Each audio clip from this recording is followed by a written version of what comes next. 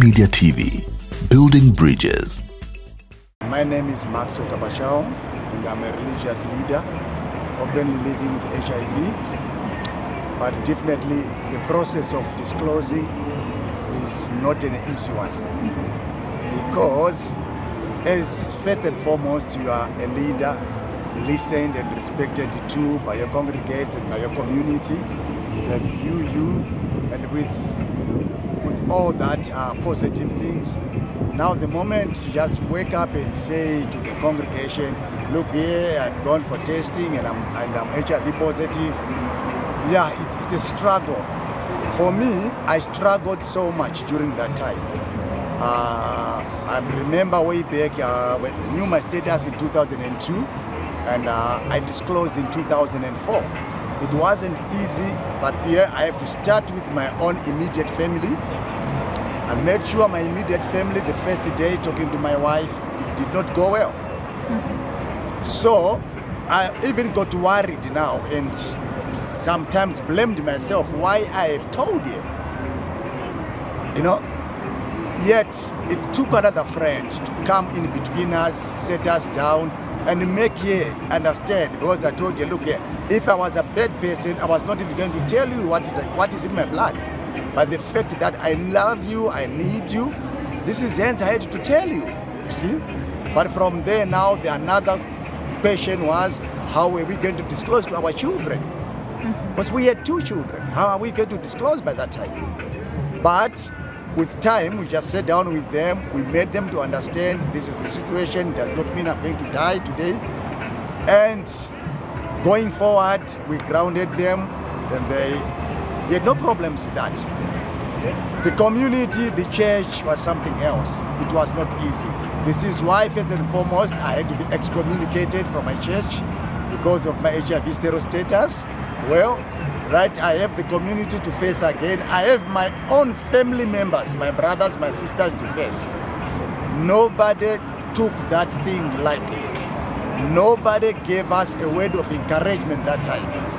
Even the faith community that time viewed me with another angle. We looked at 2 angles: religious morality versus reality and what is happening. So you'll be asked now, so did you repent because you are HIV? No. This has always been so confusing. How do I repent for having HIV?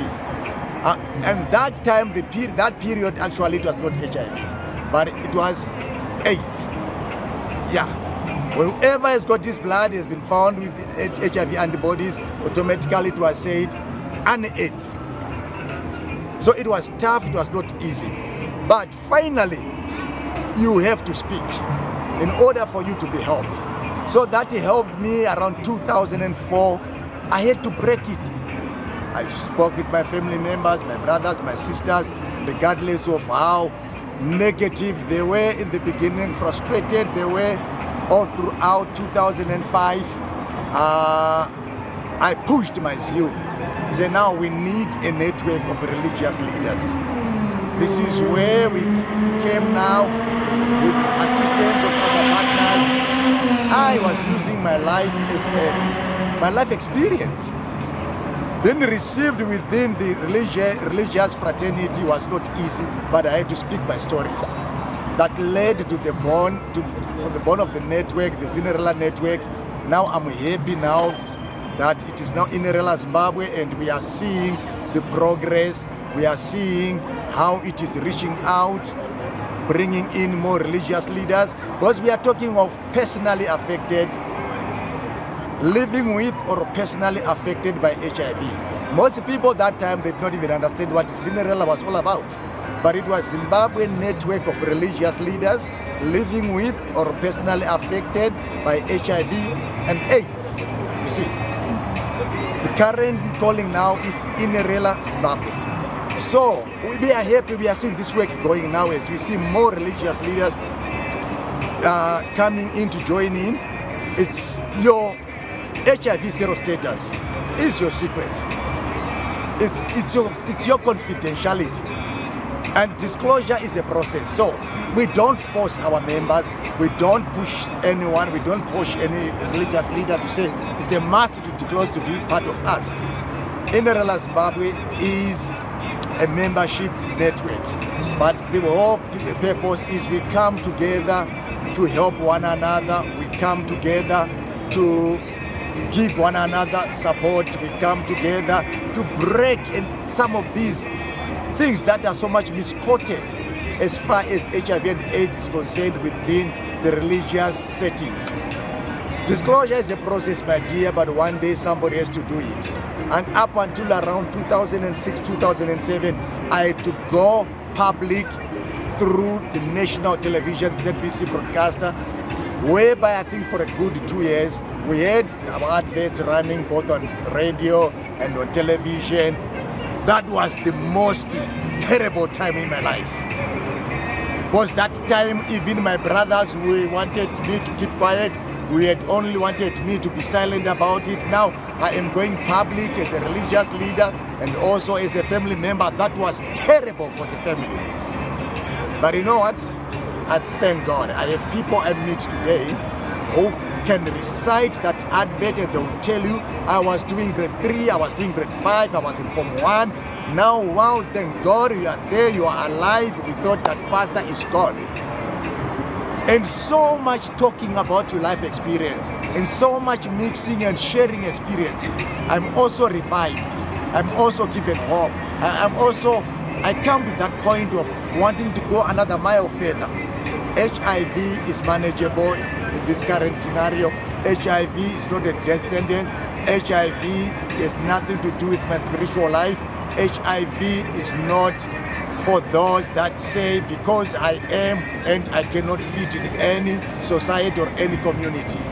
Disclosure is a process, honestly, but we need to tell somebody. You need to share with somebody. You need a supporting system. The only way that we can support you,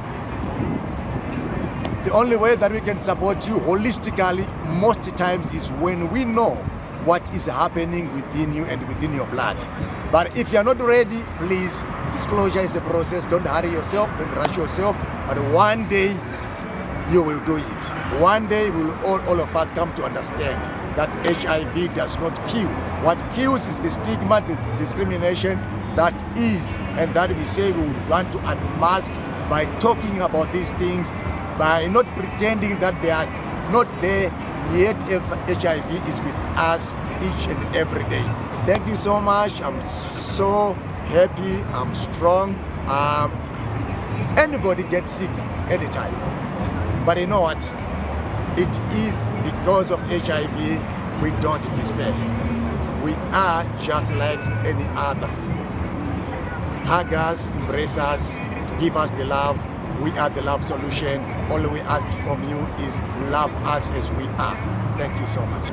People know me as the first religious leader in Africa to disclose his HIV status in 1992.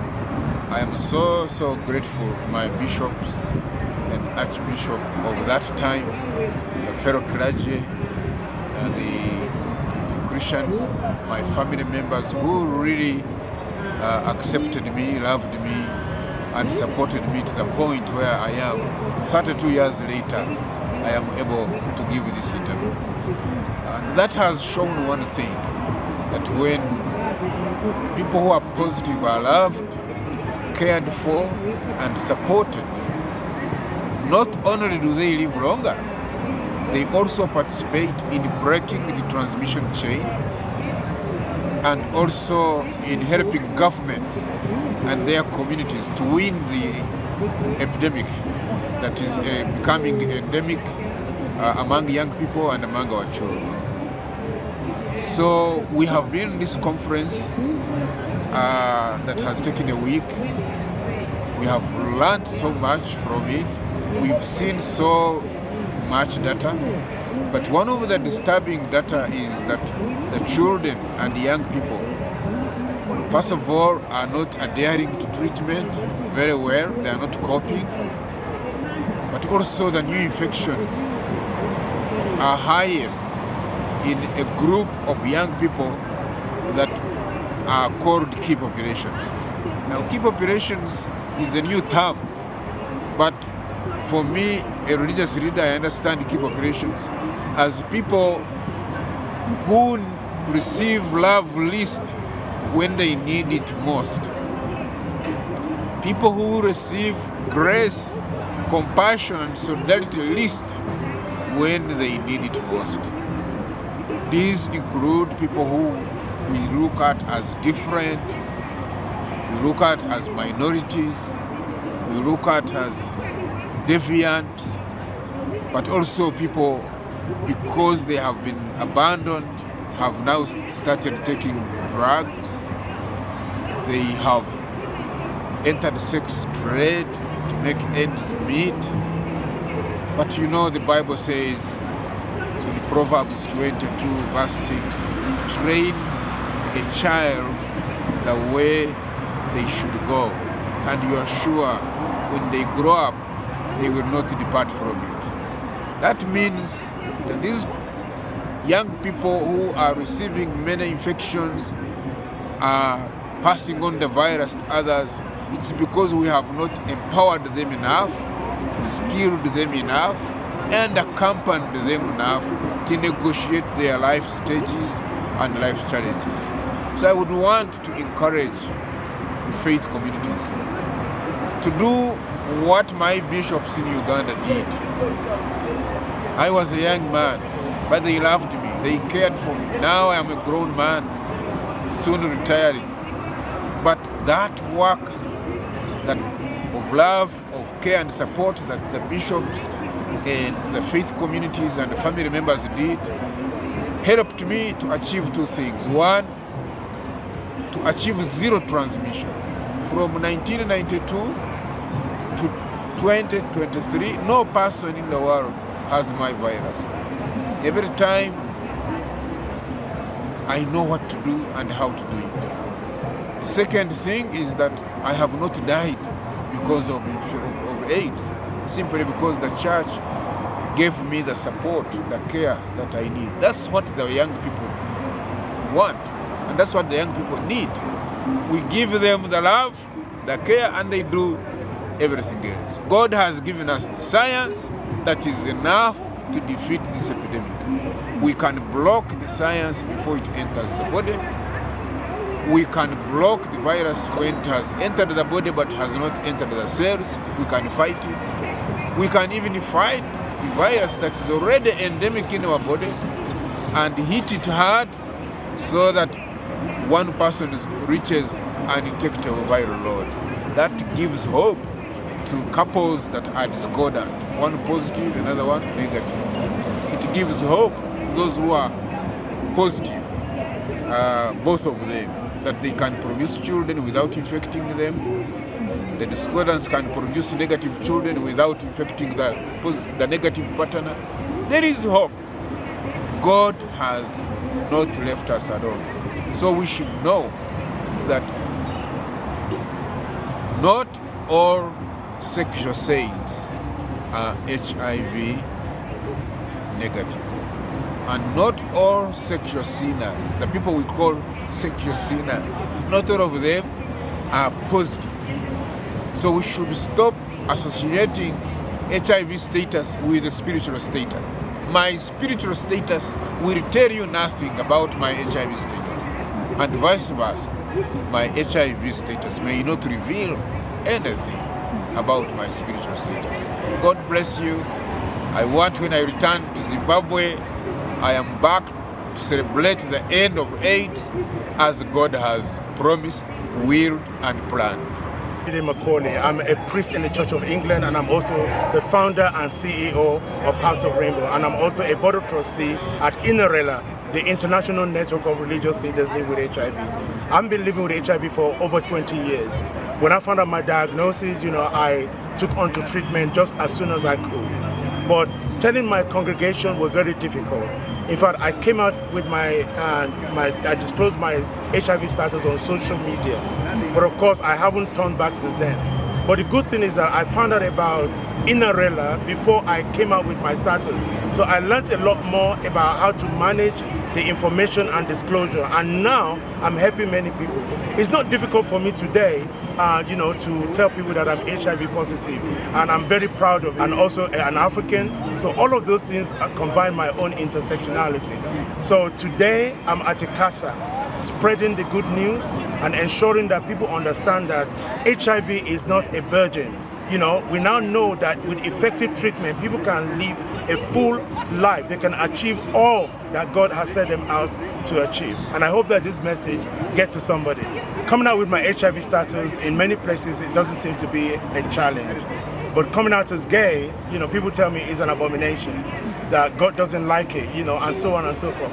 But what I say to people is that being gay is being a child of God. Because for me, that word gay, G-A-Y, it means God adores you. God accepts you. God anoints you. You see, so my message is that people need to understand God, not what people are saying. There has been so many bad theological interpretations, and we need to challenge that today. The Bible never condemned the gay man, but welcomes the gay man regardless of who they are. And that's the message that I'm trying to share. So, but unfortunately, we still live in a world where there's still a lot of inaccurate theological translation on what God says and what God does not say. I'm taking my ARV effectively, as prescribed by my physicians, and I pray every time that I take it. And for the past 20 years of effective medication, I have not fallen short, of my HIV status. I have been undetected for many, many years. And that is why I'm encouraging people on effective medication. It is so important and so crucial that people understand that, when you take your medication as prescribed, you will live better. You will not have anything to worry about. You can start your own family. You can carry on with your education. You can achieve everything that the Lord God has said for you in this life. Me taking my ARV, I have been to so many places. I've had more educational upgrades. I have a Master's of Theology after I have been living with HIV. I've traveled many parts of the world after I've been living with HIV. So nothing holds you back except yourself. But what we need to understand is that we need to break down stigma, shame, denial, and discrimination in every places, in the church, in the society, in our political platforms, and in our homes. You mentioned, you mentioned the issue of pastors or religious leaders getting a training on HIV. I think it's important that, religious leaders, whether you are coming into training or you're already in training, that you need to be educated about HIV. Like many people have some knowledge around diabetics, sickle cell, or even cancer. HIV is a long-term condition. It is not a crime. Do you understand me? So I think that religious leaders need to learn about HIV and understand its challenges and its impact, especially with those negative languages, and no one, including religious leaders, should be asking people, how did you get HIV? They should be asking them, how are they getting on with their treatment? How can they be supported? And also educate the church from discriminating. If I was a person living with HIV, there is a chance that people will stigmatize me because they don't want to share the Holy Communion cup with me. And that is wrong, because you cannot pass HIV on by sharing a glass of wine, let alone the Holy Communion with your members. And I think it's important that we understand that. We should not treat people who living with HIV as if they're lepers. There's nothing wrong with them. There's nothing wrong with us. So religious leaders need to be the first and well educated around HIV.